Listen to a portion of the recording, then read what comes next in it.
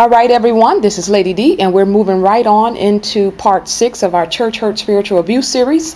And today on this series, we're talking about church prostitutes and pulpit pimps under the heading of I'm sleeping with my pastor.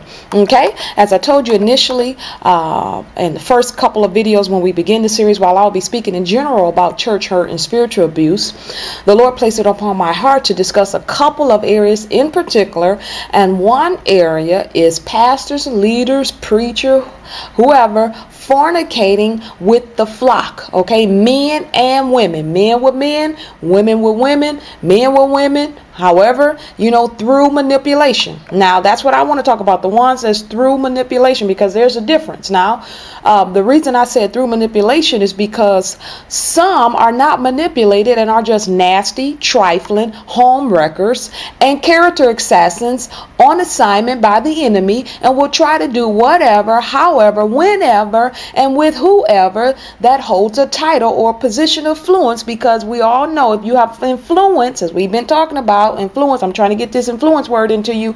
If you have influence, then you have the most effect over people, okay? But some are indeed manipulated. Okay, so you have those who that's just their mission. But then you have those who are manipulated by those who hold titles and have influence through areas of weaknesses. And as I told you before, we would get into this word in the voids in people's lives. Okay, for example, statistically speaking, girls who grew up with no father in the home, or he was there, but he was only there physically, are most likely, now this is statistics now, are most likely not to are most likely to engage in sex earlier, have children at an earlier age, drug and alcohol abuse, high suicide rate, boys confused identities, emotional problems, looking for love in all the wrong places, and these type of things, these are voids. These are what I'm talking about, voids in a person's life because of what has happened. These provide areas of opening for the enemy, okay?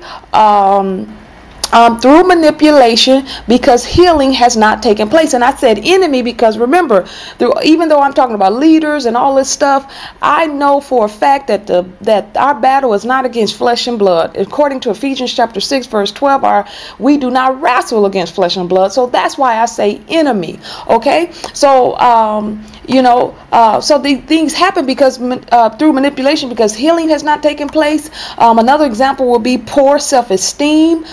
People who with poor self-esteem are most likely to be fined for being taken advantage of, etc. So I'm just giving you an example so you can know where I'm coming from with this. I remember a Kojic pastor here in Detroit. I was at a church one day for a revival or some service that was going on, and when I say Kojic, because this is what he was, and when I'm talking about this subject matter, this is across all denominations, non-denomination, whatever you want to call it. It sweeps through all of this if it's not checked. Okay, so and he was given a testimony that he was known among other Kojic leaders or other leaders period, that he don't play the game. And so he asked one of the other leaders, what is it meant by don't play the game? And the man was like, that means that when you go out to preach and travel, as you live your life, you come to minister, that's all you do. That's it. You go to minister and that's it. And he said, while others come in lavishly and they want this and they want this to be picked up, and I want this in my room and all this other stuff. And then and he said they come in this way lavishly and all this stuff. And then there are church prostitutes. Oh, wow. Just like in Corinth, there were temple prostitutes. If you read Corinthians, you will find this out. He said, there are church prostitutes who are hired. Okay. And I will also venture to say, this is me speaking, that I will also venture to say that some who are not hired, but are influenced and manipulated to come for a quote unquote nightcap after a high time in the Lord's service. Okay. So and so these people are hired to sleep with traveling preachers and leaders. Now I know somebody, what? No, that's not so. Okay, and he said, and he said to this man, it said he don't play the game, so that's why people don't, bring him in, or maybe, he's not popular or however. And he said, well, I'll be that. I have no problem with that. I don't play the game, you know. Now, the people were in shock. And I'm pretty sure some of you listening to this are in shock. Was what he said. And in the audience. But I wasn't. It doesn't surprise me when you hear all these people of influence and sexual sin. And neither do I say it's a lie. Okay? The old folks got a saying. Oh, everybody don't tell the same lie. Okay? That's what the old folks say. Okay? Not only does the Bible says that this will be, but I am the product of such a relationship or experience. I done caught somebody offhand, didn't I? Now you were so shocked. That can't be. How do you know that is? And here I am telling you, I'm exposing myself to you to let you know that I am the product of such a relationship and experience. Okay? So I know firsthand it happens. Now I'm not coming and exposing my own personal life, which I don't have to, but I'm being transparent so you can really know what I'm talking about and tell you that it's actually happened. I'm not coming to shame my biological father and surely not my mother, whom I love both. And my mother raised me as a single parent. But I'm coming to expose the tricks and the game of the enemy. Okay, while I would not go into all the details of my mother and father's quote unquote relationship, I will share with you this. Okay, as a living example of manipulation taking place. Okay, now my mother, when she was younger, and she struggled with a lot of things. One of them was low self-esteem. She was struggling with depression. She kept to herself. She isolated herself a lot. Just different things like that. She had issues, and these issues, they left her vulnerable. Now my mother grew up in the church. She knew the Lord, but she had issues that she was not allowed to be healed by the Lord, and they made her vulnerable. Okay, now so she grew up in the church, and as a matter of fact, that's where she met my father at a service one day while he was preaching, prophesying, you know, ministering, and around our town and some other little cities, he was known. He probably still is known, and I'm not going to say his name or whatever. Now she, at this time when they met, now she was 17, 18 at the time, and just going with my grandmother, because my grandmother went to certain services, certain preachers that she liked, she would go and see them when they come into town, different things like that. Now, make a long story short, as time went on, my mother began to help my father out.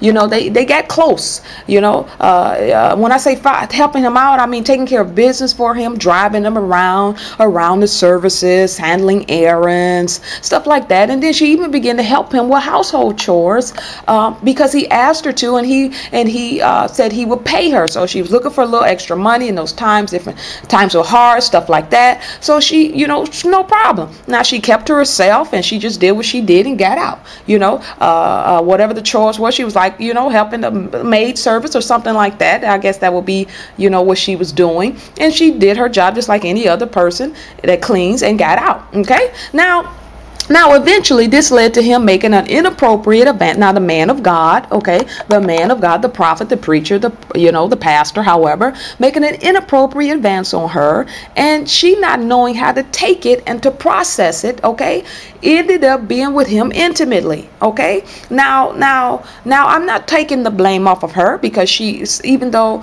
you know, teenager, 18, 19 at this time, you know, she could tell right from wrong and different things like that. But what I'm trying to say here is, when you got issues, when you have open issues, and you got voids in your life that the Lord has not been allowed to come in and heal and deliver you and set you free, you are vulnerable and you're easy to be manipulated in this type of situations. Okay, under this title. Okay, okay. Now she was able to be manipulated by a man who was a prophet, leader, pastor, preacher, and 23 years older than she was. Okay, at the time she was 19 and he was 42.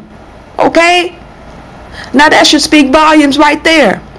Okay, so now this relationship, and I say quote unquote, and I use that word loosely, continued at the disapproval of my grandmother for a while, and I was born when my mother was 21. So actually from 19 to 21, that's 3 years. So this stuff continued on, you know, and you know, making promises and all of these things to her, and you know, stringing her along, and just a whole bunch of stuff. And I will title what it is, you know, next in the next vid. Okay. Okay, so my father was in and out of my life when I was a child, and he traveled, and he did not pay 1 cent of child support to my mother for me. My mother never talked, let me say this, my mother never talked bad about my father to me. She let me gather my own opinion of him, which I respect her greatly for, because she was used and manipulated by him and could have said all kinds of things. Okay, now